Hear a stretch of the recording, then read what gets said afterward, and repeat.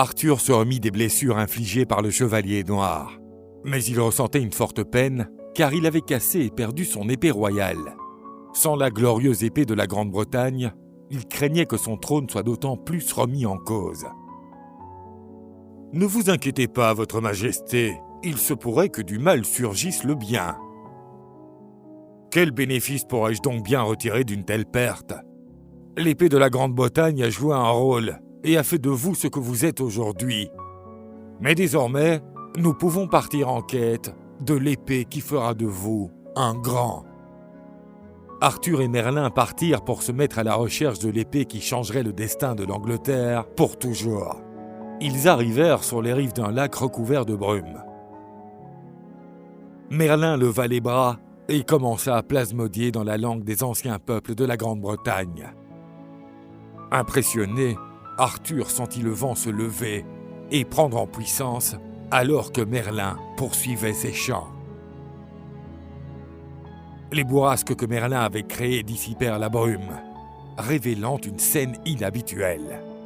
Au milieu du lac, une main de femme tenait une épée juste au-dessus du niveau de l'eau. À qui appartient ce bras qui tient une épée aussi magnifique ? C'est l'une des dames du lac d'Avalon, dotée des pouvoirs des anciens peuples. La citadelle légendaire d'Avalon n'est-elle pas qu'une légende ?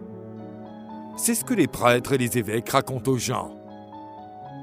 Enfin, Merlin, je pensais que ce jour n'arriverait jamais. Bonjour, Viviane. Qui êtes-vous donc ? J'ai l'impression de vous avoir connu dans un autre monde. Je suis Viviane, dame d'Avalon, et chef des Dames du Lac. En dépit de nos différences, nous partageons un monde commun. Grâce à votre aide, j'espère pouvoir continuer à le partager. Mon souhait est d'assurer la paix entre tous les peuples de la Grande Albion. Vos intentions me semblent sincères, et c'est pourquoi vous pourrez compter sur le soutien d'Avalon. Regardez cette épée, elle s'appelle Excalibur. Sa destinée est d'appartenir à l'homme qui fera régner l'âge d'or en Grande-Bretagne. Si vous pensez être cet homme, menez cette barque jusqu'à la Dame du Lac, qui estimera si vous êtes digne de recevoir cette épée. Si ce n'est pas le cas, elle vous emportera au fond du lac, où vous périrez. Arthur poussa courageusement l'embarcation dans l'eau et commença à ramer vers l'épée. Arthur, essayant d'attraper l'épée, se pencha au-dessus de l'eau. Mais alors qu'il était en train de l'attraper, la dame se saisit fermement de son poignet, ses yeux brillants comme de terribles braises. Elle le tira sous l'eau, désirant lui donner un dernier conseil. « Soyez digne de cette épée !» Arthur, effrayé, les vêtements détrempés, revint à la surface, l'épée à la main. Le roi sortit l'épée de son fourreau et ressentit un grand pouvoir l'envahir. Il n'avait jamais ressenti cela auparavant dans sa vie. « J'espère que vous ne vous tromperez pas sur votre élève. Le destin de toute la Grande-Bretagne est entre ses mains. » Lorsqu'Arthur revint sur la rive, Viviane avait déjà disparu. « Et maintenant, mon roi, que ferons-nous ? » Maintenant, l'heure de ma revanche a sonné.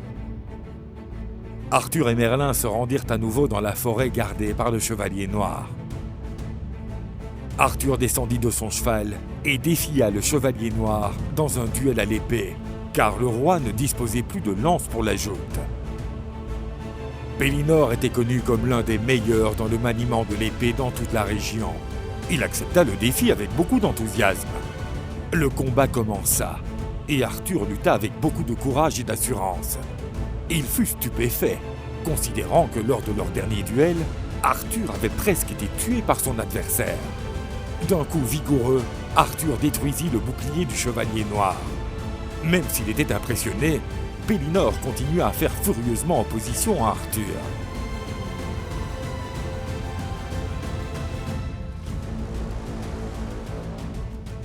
Grâce à une puissante contre-attaque, Arthur expulsa de sa main l'épée du chevalier.